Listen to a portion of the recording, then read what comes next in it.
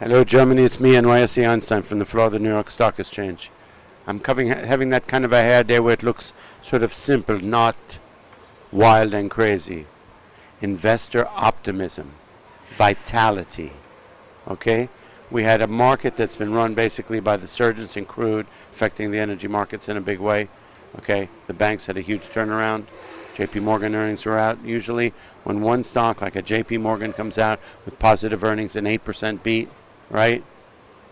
That means that that's going to affect all the financials worldwide. Okay, we've had a bunch of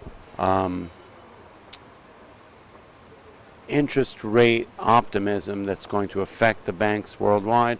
It's keeping the market strong.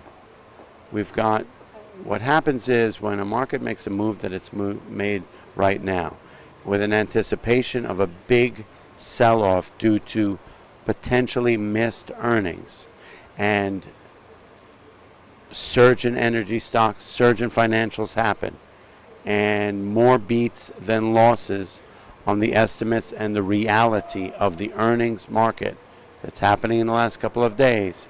We see a big short squeeze, and we see sort of a pause. There's a pause for the cause. Today was all about the pause. The market basically traded down 20 points, up 20 points, down 20 points all day long. It's like hopping on opposite sides of the railroad tracks and then running down the middle, heading from here into town, countryside into the city. Not a lot happened. It was a pause for the cause. Basically, we're looking at investors. It was not a day trader's market, right? There was no big moves either way. It wasn't the usual stuff we've seen with the big pops in the morning, big sell-offs in the afternoon. It was none of that. It was a fascinating day in that it really felt like the investors and the traders were checking out to see, give the market a little pause here. We're at 17,925. We're 80 points off 18,000. 18,000 is a huge, big number. These are millennial number. These are big, what has often been a resistance level. And we've hit it a few times and backed off pretty hard.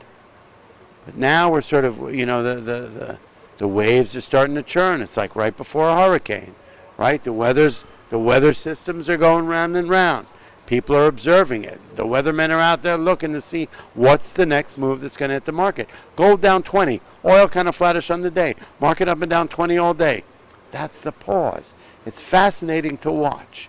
We've had a couple of days here where for me as a day trader, it's not been particularly cooperative. There's not been a big directionality. It's sort of been churning. It's like those 3 or 4 days when the weatherman says the storm's moving up the coast, but we're going to see something big that's going to happen. Whether we're going to hit 18,000 and sell off hard, whether we're going to see some other shoes drop relative to interest rates in the U.S., we're going to see something crazy wild coming out of China, or they're going to see some wild and crazy stuff go on with the political situation in the U.S., or we're going to see investor confidence churn up a formidable base. When we hit 18,000, whether it's not, and the market hits 18,000 and takes off, okay, and goes from there, which means it's like a step stool. It's where you step up 3 stairs, go down 2, up 3 steps, go down 2. Or we're going to hit 18,000, and then we're going to jump, okay? These are the things we're mulling around today, okay? So that's where I'm at for the day. Not an exciting day. Tomorrow's going to be kind of interesting, and then coming weeks are going to be even more interesting. NYSE Einstein never disappoints. I love you all. See you tomorrow.